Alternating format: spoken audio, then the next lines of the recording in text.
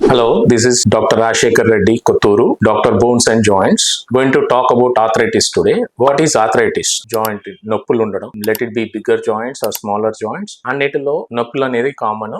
Joint నొప్పి వచ్చినప్పుడు దాన్ని మనం ఆర్థరైటిస్ అంటాం. ఈ ఆర్థరైటిస్ లో మెయిన్ గా వచ్చే చేంజెస్ ఏంటంటే జాయింట్ లో ఉండే కార్టిలేజ్ డ్యామేజ్ అయినప్పుడు బోన్ యొక్క ఎండ్ పార్ట్ ఎక్స్పోజ్ అయ్యి దానికి ఉండే నర్వ్ ఎండింగ్స్ ఎక్స్పోజ్ అవ్వడం వల్ల మనకి ఆ పెయిన్ సెన్సేషన్స్ ఎక్కువ వస్తాయి అనమాట. కార్టిలేజ్ డ్యామేజ్ కావడం is one of the main reason for arthritis. So మనకి ఆర్థరైటిస్ మంత్, ఆర్థరైటిస్ డే ఇవన్నీ ఎందుకు ఉంటాయి అంటే is one of the most debilitating diseases world wide. Almost 60 million population world wide affect అవుతున్నారు ఆర్థరైటిస్ వాళ్ళు. So almost 1/3 of this population are below the age of 60. అంటే young population లో కూడా arthritis రాను రాను పెరుగుతూ వస్తుంది. సో ఈ ఆర్థరైటిస్ ఈ పెయిన్ వల్ల ఏంటంటే మూవ్మెంట్ రెస్ట్రిక్ట్ అయిపోయి జనాలు చాలా ఇబ్బందులు గురవుతున్నారు. దీనివల్ల major joints like knee joint, hip joint arthritis రావడం వల్ల ఎర్లీగా రీప్లేస్మెంట్స్ జరగడం, సో ఇవన్నీ కూడా కామన్ గా జరుగుతున్నాయి. కాబట్టి ఆర్థరైటిస్ ని ప్రివెంట్ చేయడం అనేది చాలా ఇంపార్టెంట్. ఆర్థరైటిస్ ప్రివెంట్ చేయాలి అంటే మనకి అండర్లయింగ్ ఆర్థరైటిస్ కాజ్ ఏంటి అనేది తెలుసుకోవాలి. ఫస్ట్ ఆ కాజ్ ఏంటని తెలుసుకుంటే మనం ఆర్థరైటిస్ ని ప్రివెంట్ చేయొచ్చు. సో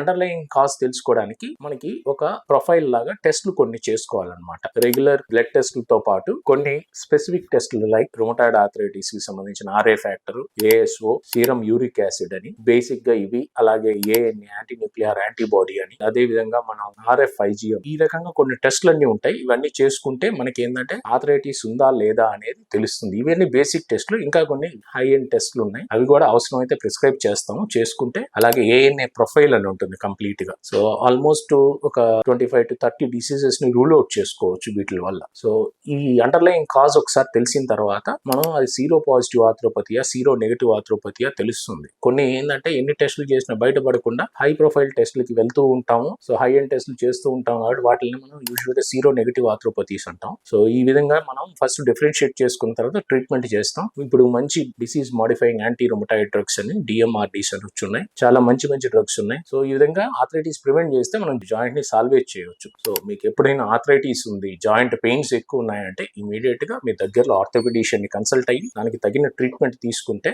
జాయింట్స్ ని మనం కాపాడుకోవచ్చు. Thank you.